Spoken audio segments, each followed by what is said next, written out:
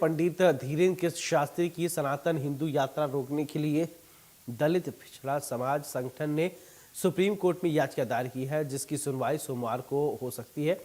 दलित पिछड़ा समाज संगठन ने धीरेन्द्र शास्त्री की यात्रा को गैर संवैधानिक बताया है। साथ ही धीरेन्द्र शास्त्री की कथाओं में आपत्तिजनक भाषा पर भी प्रतिबंध लगाने की मांग की गई है। दलित पिछड़ा समाज संगठन ने राष्ट्र के राष्ट्रीय अध्यक्ष दामोदर यादव की माने तो यात्रा और कथाएं समाज में तनाव बढ़ाती हैं। दामोदर यादव को उम्मीद है कि सोमवार को सुप्रीम कोर्ट सख्त निर्देश देगा।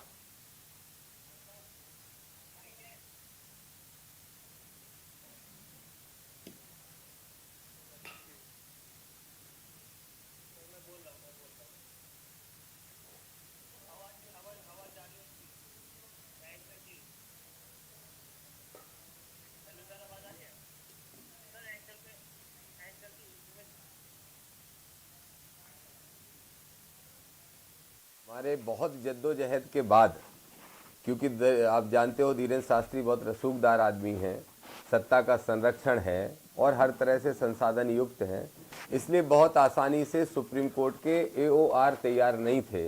लेकिन फाइनली मैं खुद इंडिविजुअली वहाँ पे अपनी बहस करने के लिए तैयार हो गया और फिर इस आधार पर मैं हमारी याचिका सुप्रीम कोर्ट में प्रस्तुत हो चुकी है।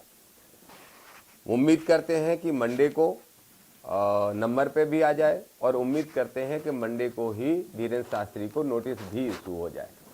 बड़ी स्पष्ट मैं आपको बात बता दूं कि हमारी जो याचिका है उसमें सिर्फ यात्रा रोकने भर की मांग नहीं है, बल्कि यात्राओं की श्रृंखला को रोकने की भी मांग की गई है।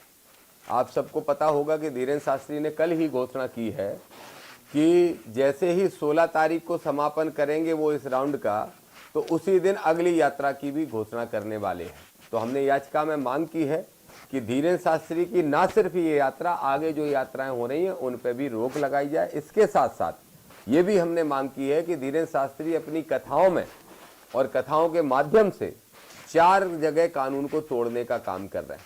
सबसे पहले तो अंधविश्वास फैलाने का काम कर रहे हैं, जो कि संविधान के खिलाफ है। अर्चियां पर्चियां निकाल के बहुत लोगों को उसका नुकसान भी हो रहा है अंधविश्वास में। दूसरा, वो उस कानून को तोड़ने का ये काम करते हैं कि अपने ही मंच से जातिवाद फैलाने का काम करते हैं। आपने एक वीडियो देखा होगा, वो कहते हैं कि अछूत हो दूर हो जाओ, छूत के हो जाएंगे। ये भी धीरेन्द्र शास्त्री करते हैं, ये भी एक कानूनी अपराध है। एक तीसरा अपराध ये है कि वो हिंदू राष्ट्र बनाने की बात करते हुए, हिंदुओं को भयभीत करते हुए मुसलमानों के प्रति नफरत फैलाने का काम कर रहे हैं। ये भी धीरेन्द्र शास्त्री अपराध कर रहे हैं।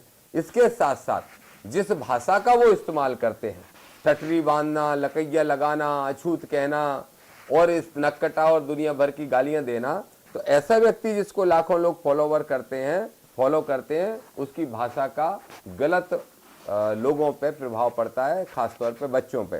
तो हमने ये भी मांग की है कि धीरेन्द्र शास्त्री की कथा भी हर हाल में बैन होना ही चाहिए, या फिर कंडीशनल कथा करने की उनको स्वतंत्रता मिलना चाहिए। सम्मानीय पत्रकार साथियों, 2 विषय।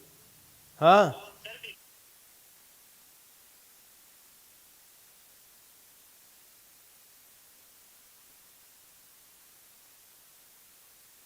और इसी के साथ खबर मध्य प्रदेश में मेरे साथ फिलहाल इतना ही। नमस्कार।